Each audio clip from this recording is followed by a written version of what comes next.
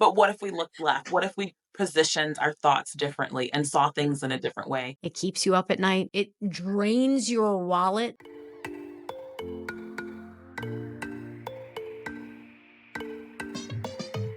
Hello, and welcome to Critters and Cultures, the podcast where we explore the fascinating intersection of animal welfare and cultural diversity. I'm your host and veterinarian, Dr. Azalia Boyd, ready to uncover how cultural differences influence, enhance, and sometimes challenge the way we care for animals and relate to each other. Join us on this journey through global traditions, learning from diverse perspectives, and advocating for empathy and respect in all of our interactions.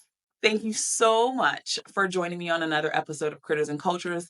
If something resonates with you today during the podcast, please feel free to send me a direct message, comment below, or join our Critter and Culture circle. Today, I am super excited to welcome someone with a truly unique blend of experiences and cultural influences to the show. Daria Tavana has a fascinating background, being raised by a Jewish mother and a Muslim Iranian father, which has given her a diverse perspective of the world.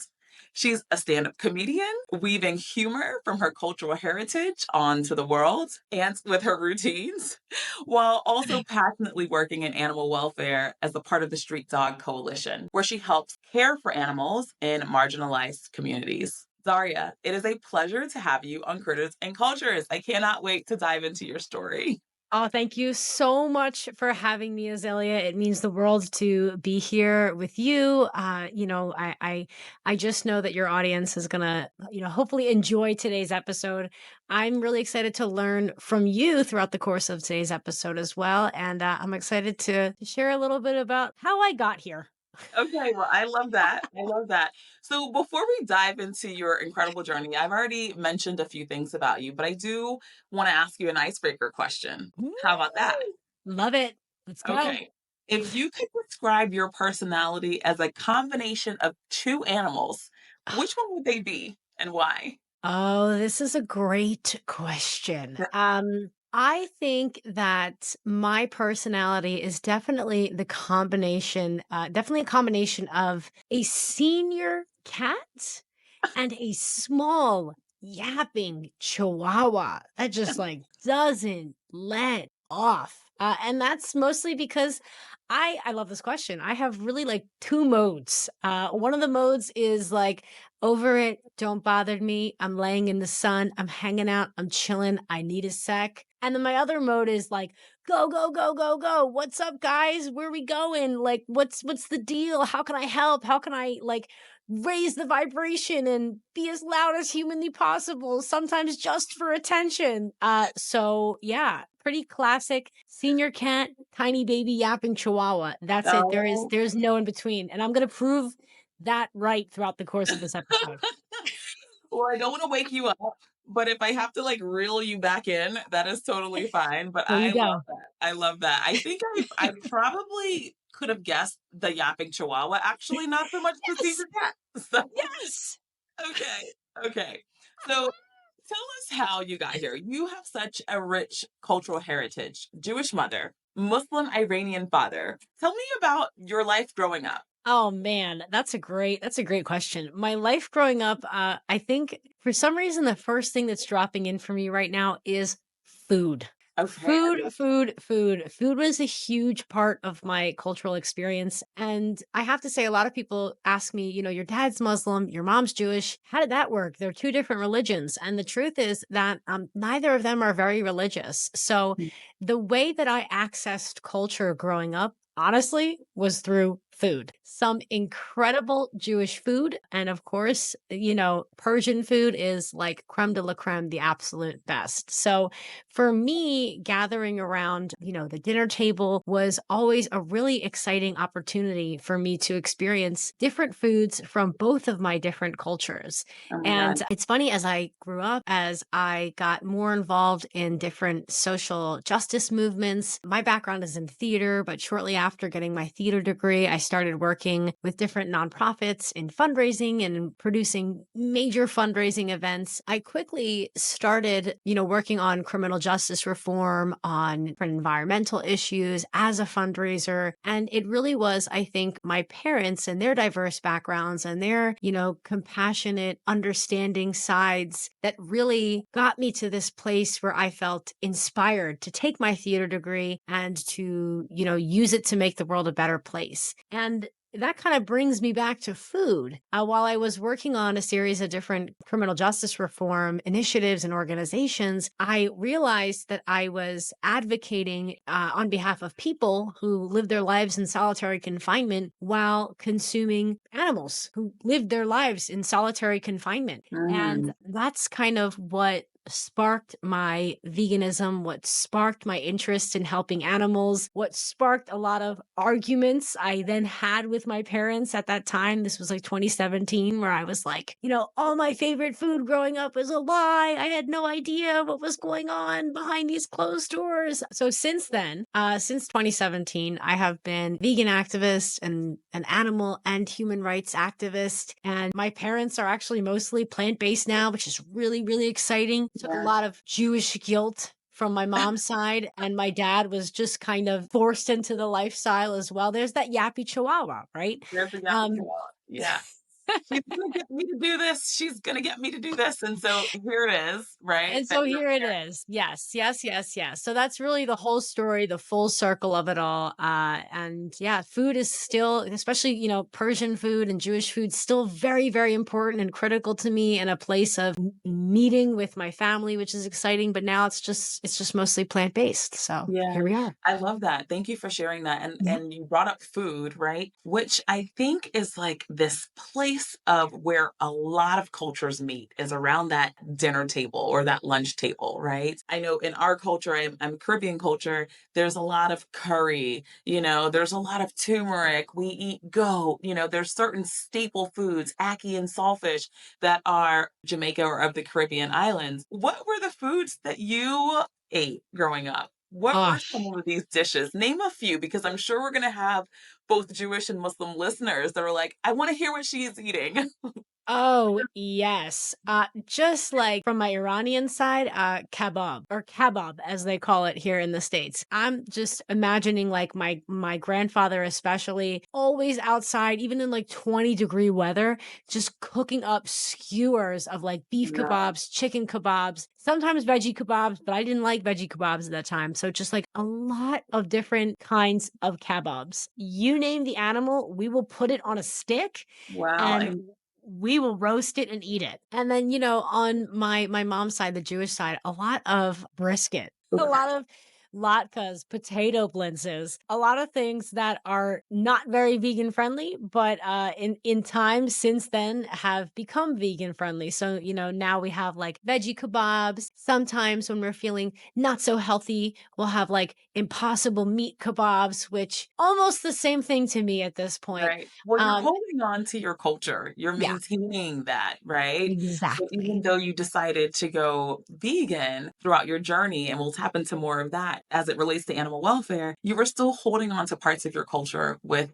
supplementing the Oh, yeah. meat, but still eating like the base of the food. What That's about right. Jewish holidays or Islamic customs? I know you said they weren't super religious, but did you grow up with many of celebrating those? Oh yeah, that's a really great question. So one of the biggest holidays we celebrated on the Muslim side of things was the Iranian New Year, which is the first day of spring. And my whole life we had been going to this massive, big local Iranian New Year party with lots of different kinds of dancing, and we would see people that we would kind of only see once a year at this big celebration, and lots of food. I think that oftentimes we think of these gatherings, or I did at least. And once I started going plant based, I was under the impression that I would go there and there would be nothing for me to eat and I would be suffering in silence. And I actually learned Because with you really time, wanted those kebabs. You really wanted them. really wanted those kebabs kebabs, girl. Really wanted those kebabs. Still do. But I learned with time that actually there are a lot of things that I could eat. There were stuffed grape leaves, there was hummus, there was like veggies, Mediterranean tables. And so often I actually found that, once I decided to not eat those 2 or 3 things that I found myself eating all the time, like kebab, for example, I like turned my head to the left and I looked at that table that had been there every year, but that I had never really looked at. And the table had like rice and stuffed grape leaves and all these delicious veggies that I had no interest in because I was just interested in eating kebab and like potatoes, which are vegan, and like brown things. So it's really amazing what happens, when you loosen your grip on eating a few things that are really in your comfort zone that are not necessarily in alignment with your values anymore. Literally, you turn to the left and there is like just this colorful rainbow of food waiting for you that you Yeah. had never really Yeah. even looked at in the past. I feel so silly saying this, No, but this you're just right. gives you an idea of how few vegetables I was eating before Before. before I went plant-based. So, Yeah. yeah. It definitely opens up to if you just open your eyes, right? If you Yes. just open your eyes. And I think those that are listening that are on the fence or border of going vegan, I think you're helping them. But I think that very same thing, that point that you made, if you just look to the left, I think that almost could apply in a lot of different situations, Yep. right? Oh, yeah. Yeah, I've also seen. I think I told you this. I stalked your social media account before this episode. Yeah. So you have some stand-up comedy in there where you cleverly weave your culture in with your humor. You had a part where you said your dad's American dream. You acknowledged the fact that you have immigrant parents Yep. and that your dad's American dream was your American nightmare. Tell me about that. Tell me how I think that in order to have comedy around culture, you Yeah. truly have to have a deep understanding of that culture. Tell me more. Yes. Oh, this is such a good question. Right now, I'm actually getting married in a couple of weeks, which is to an Italian guy that was raised Catholic, Muslim Congratulations, Jewish by over the way. here. So Congratulations. thank you. Thank you so much. Just a Yeah. melting pot of religions happening here. And both my partner Mike and I, we are currently living with my family. We're going to be buying a house in January, but he and I are living with my parents in their home. And we have been for actually a couple of years now, which has been Okay. awesome. But my dad's American dream, which I think I remember saying in my stand-up set is essentially him coming home from a long day of work, sitting back, watching TV, except it's always CNN and the world is like always on fire. And Mhm. it's just like gunshots 24/7 in my house. Like you Oh my feel like God. you're in West Philadelphia, which is like 20 minutes from where I live. So, and he like also can't really see, can't really hear. And it's like calming for him. It's like therapeutic to watch the news. Meanwhile, me and my partner, that kind of exposure like just traumatizes us on a daily basis. And we're God. both, actively engaged in different social movements. So we're not like ignorant about what's going on. We just Right. don't unwind with that. So, Right. Right. so that's his American dream is sitting back and watching CNN, watching like the nightly murders. And Oh my of God. course, for me, it is like literally a nightmare cooking dinner to the sound of bombs exploding and like people Oh burning my alive. God. Goodness. Yeah, Yeah, my dad is similar to you in that he is obsessed with CNN. So maybe it's like a dad's thing, it maybe is. it's their order of protection and security for the family. They have to know what's going on. You mentioned that your dad kind of falls asleep when he's watching this and you're like, "How are you doing this? This is crazy." Right? Yes. Oh my goodness.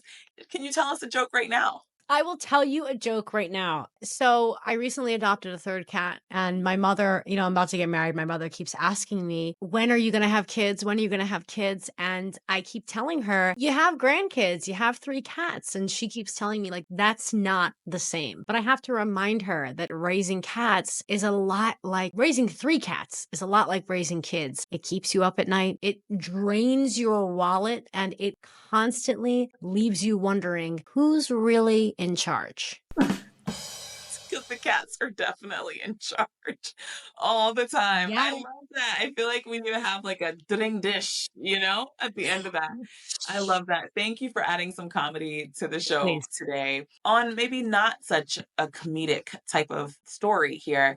Again, I said that I was looking through your social media. You are doing a lot of advocacy work and a lot of fundraising, specifically for Street Dog Coalition, and then you're doing urgent relief for children in Gaza.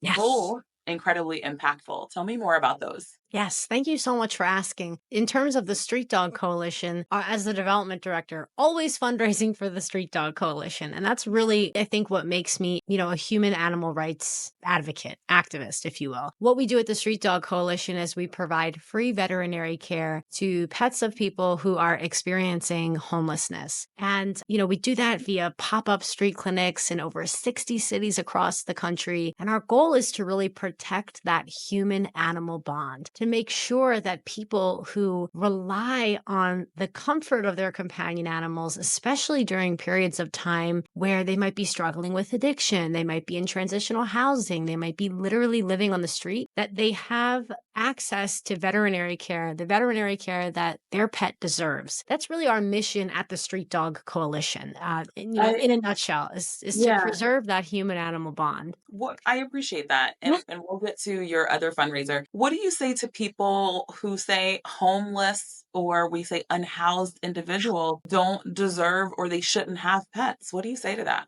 The first thing I have to say to that is I used to think that too. I used to drive, I live right outside of Philadelphia. I used to drive by individuals who are living on the street who had a pet. And I always thought like, people who can't take care of themselves shouldn't be able to shouldn't have an animal in their possession. But I've actually come to learn that first and foremost, those individuals take incredible care of their animals.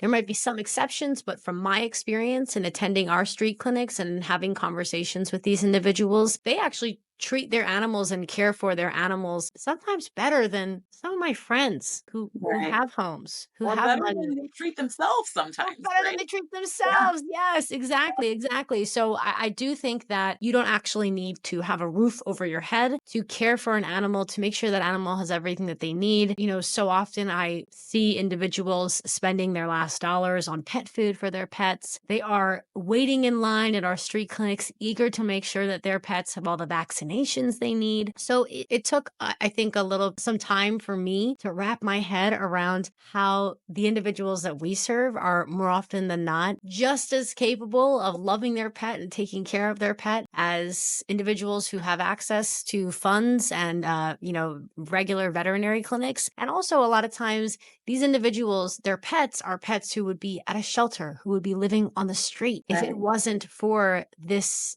client of ours taking care of this animal. So I don't want to romanticize the experience of our clients, because our clients obviously are struggling in more ways than one, but it is that bond that they have with their animal that incentivizes them to wake up in the morning, that incentivizes them to find housing, to get a job, to, get off drugs. So it really is a beautiful bond that we work tirelessly alongside our volunteers and donors to preserve. And it's really awesome to watch our supporters and some people who are skeptical quite quickly see, oh, these animals are actually in really good hands with our clients. And these And they're animals, loved. and they're loved. And these animals and these clients, they love one another. They really do. And they're oftentimes, the animals are quite well socialized because they're outside all the time and they're meeting new people. So there are, again, I would never want to romanticize the living situations of our clients, but the animals are doing quite well. It's Yeah, and impressive. I appreciate the work that you are doing with fundraising, and I appreciate the work that Street Dog Coalition is doing. And I think part of this podcast is doing, in a sense, right, is we're breaking down biases and having these conversations that, like you said, we're looking to the right, and this is actually my right, but we're looking to the right. But what if we looked left? What if we positioned our thoughts differently and saw things in a different way? So I truly, truly appreciate that. And I think it's significantly impactful. I know that there is lots of discussions around the shelters being too full, overfull, right? Not enough space in the shelters, and really a lot of focus on keeping pets with the people who love them, keeping pets at home, and supporting the people. right? Because the people actually need the support as well. So I appreciate the organizations for doing that. What about your other fundraiser, the Urgent Relief in Gaza? For children, right? Yeah, I think For it's for children. children. I appreciate you saying that and asking about, this as well. And I talked a little bit in the comedy routine that you love so much. I love it. Um, I talked a little bit about how a lot of people in my life, I mean, for as long as I can remember, because the conflict in Gaza is unfortunately nothing new. For as long as I can remember, people would say to me, what are your thoughts on the situation in the Middle East? Like, you're Muslim, you're Jewish. How do you feel about what's Yeah. going on over there? And it's a really interesting, like, polarizing time to be alive right now, to be commenting on this conflict. But I think no matter what you think or what you feel, for the most part, we are able to turn on the news every day and see that there are people, specifically Palestinian people, living in and around Gaza that need our help.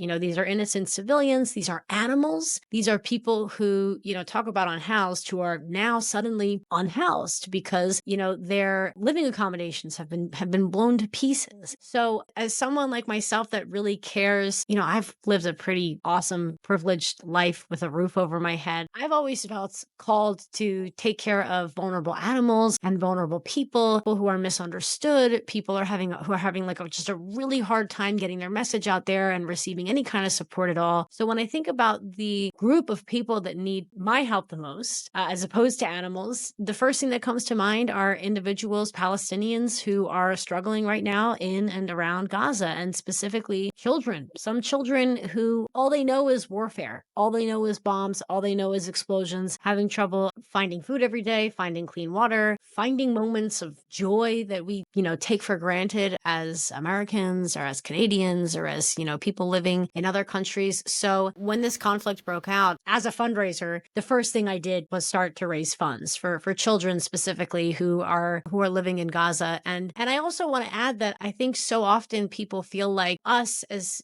individuals who care about animals, who put a lot of ourselves into fundraising for animals and making sure animals have everything they need. I've actually never received this criticism, but I've heard that others have, and others have said, like, how can you spend so much time helping animals whenever there are people in the world that also need our help? And the fact of the matter is that those two things are not mutually exclusive. You can help people, you can help animals, right? I'm sure you get this all the time. Listen, I And had several times where members of my family who will remain nameless will say, "Why are you a doctor for animals?" Like, why can I not be a doctor for animals? I want to care for animals, but they want right. me to care for people, right? There are doctors that care for people, and I am caring for animals. I think it's fascinating that you bring that up, right? There is space for both. And I agree. I think that in a sense, that's another bias that if we're raising all this money, well, don't people come first? And I understand that people have higher regard for human life, right? Before animal life, but both can exist. And it's actually fascinating how you've connected both humanitarianism with work for animals. And the children aspect of what you mentioned the fundraiser is for, children are usually so disproportionately affected by these crises. And so I think that it is also a beautiful thing. That empathy, whether it is for humans or whether it's for animals, that empathy is what we need. And that's going to be what breaks down barriers and actually challenges how we approach care in all of its Yeah. forms, right? It's really recognizing that we see worth and dignity and life in every being. So I really, really, really, really appreciate that. I really Thanks, do. Azalia. Thank you. Yeah. Thank you. So let's dive in here a little more. I want to know what your perception is on cultural attitudes towards animals. So Oof. you have a diverse background. You see the global challenges, right? That's happening. Do you see cultural attitudes towards animals differing, especially when we think about street dog and companion animals across various countries and communities? That's a great question. I can say that, just speaking from my perspective and my experience. So when I was growing up, all I wanted was a dog or a cat. I just wanted a pet more than anything.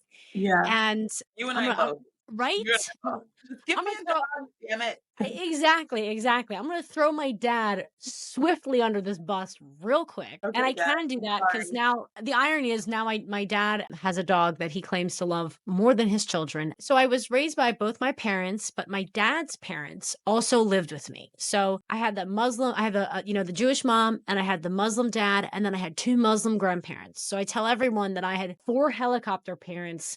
3 of them were Muslim, 1 of them were Jewish. Especially with my grandparents and my dad, they always made me believe that cats and dogs were dirty, disgusting, gross, belonged outside. If I even look at one the wrong way, I will contract some kind of disease that will surely kill me, kill the whole family. Did you experience this, Azalia, with your Caribbean Resonating background? in so many ways. This is resonating in so many ways. My dog is in the house and my mom comes over. If he shakes, oh my God, where are these fibers going? And, we actually just acquired a baby iguana, I and saw. oh my gosh, we're all going to die. We're all going to die from salmonella. That is the message that she's giving us right now, but go Yep. ahead. Oh my gosh. I just know that your listeners right now are just like, "Uh-huh." So the fact of the matter is that I always grew up wanting a companion animal. And sometimes ask myself like, what would my experience be like growing up, through middle school, high school, tough years with this like unconditional love? It would have been a total game changer for me. So of course, I go to college and I graduate college. First thing I do, get a cat. And then I get like 3 more, much to my parents' dismay. And I think, what I've noticed, actually, it's funny now that I live at home with my family, my cats live here as well. So it started off Is as a point of everybody is contention. everybody alive? Everybody's alive. Everybody's Everybody's living. Okay. alive and everybody's doing And well. well. And what started off as a point of contention is now hilarious. Like my dad is constantly like hand feeding my cats. Like Right. they line up for food and he feeds them by hand. I do want to say that I think it is upon us as I don't want to say a younger generation, but I'll just say a younger generation. Yeah. We kind of can't wait until our families are perfectly comfortable with having animals around them because that time may never come. I think it's on us to gently expose our families to animals in hopes that they'll be able to create memories with these animals, enjoy their company, enjoy their presence, or at least tolerate their presence and their company.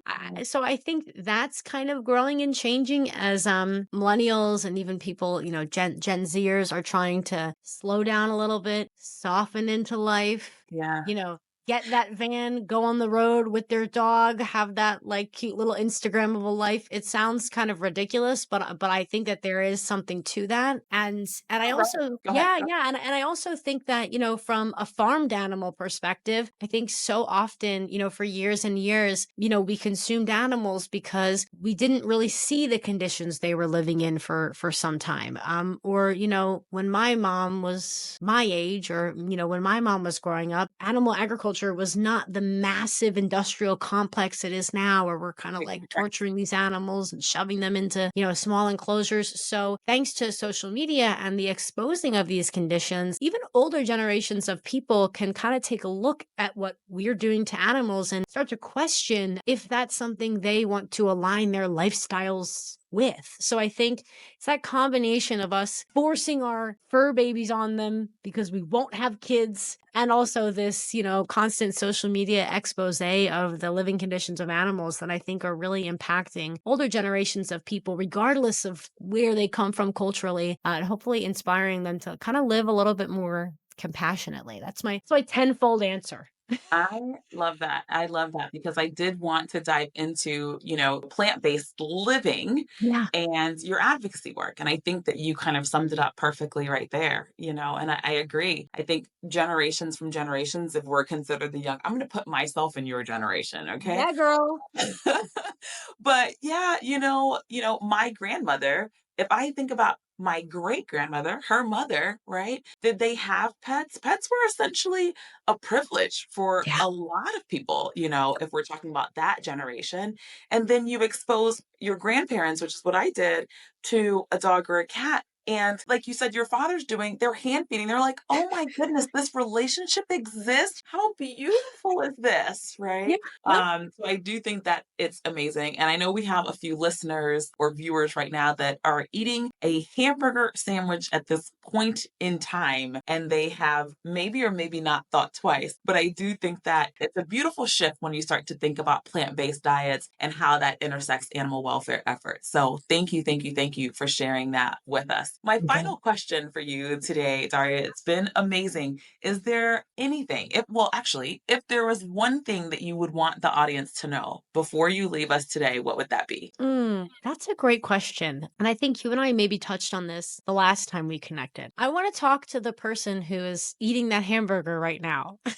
Okay, For talk to some me. reason, that's really resonating with me. And, if you are that person eating that hamburger, or if you ate that hamburger for lunch, I want you to know that this is a safe space for you. And that and there's no reason to stop eating your hamburger right now. But if there is a little voice inside of you that is wondering if it is possible to maybe, live a life, make dietary decisions that are simply more aligned with your values. If you're someone that really cares about animals or at least respects animals and have always kind of like wondered what this whole vegan thing is all about or this whole plant based thing is all about, but you're also sitting there eating a burger, I want you to know that it is never too late to make one tiny small change. So if you're eating that burger right now, and if you're feeling inspired to maybe try a veggie burger tomorrow, or feeling inspired to maybe go meatless on Mondays, I want you to know that even me,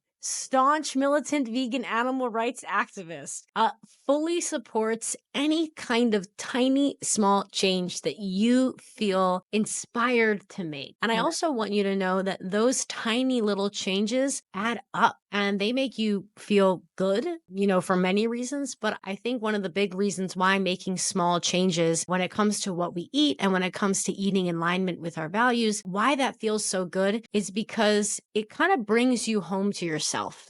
Doing things and acting in a way that is in alignment with your values makes you feel a little bit more like you. It makes you feel a little bit more stable. It makes you feel more comfortable in your own skin. It makes you feel like you're not just going through the motions. So I just want anyone who's hearing this, who feels inspired to, go meatless on Mondays or, look up a vegan version of their favorite recipe to like, go ahead and give it a shot and get weird and experiment. And I also want to say, oh my gosh, so many people have said to me, I would go plant-based, but I'm Italian. I would go plant-based, but I'm Indian. I would go plant-based, but my family's Chinese and all we eat is meat. It's so funny how often people say, I would go plant-based, but insert culture here. So if I Right. can go vegan with kebabs in my heart and on my mind, I want It's you to know that you can also start experimenting with some plant-based meals without giving anything, without really giving up a part of your culture. I actually think that it might deepen your appreciation for your spirituality. culture. So Yeah. that's it. It's my spiel. I absolutely love that. Very touching. I know that there are a few people that are like, yep, I'm eating a burger tomorrow, a good old regular burger. But I do know that you've touched some people today. Yay! And that was a very powerful message. Thank you so much, Daria, for Thanks, joining us on the Azalia. show. And thank you for joining us all on Critters and Cultures, where we explore the fascinating connections between humans, animals, and the world around us. Remember, every person has a story. Every creature has a story, and every culture has its wisdom. Until next time, stay curious, stay compassionate, and keep discovering the wonders of our shared world. Thank you.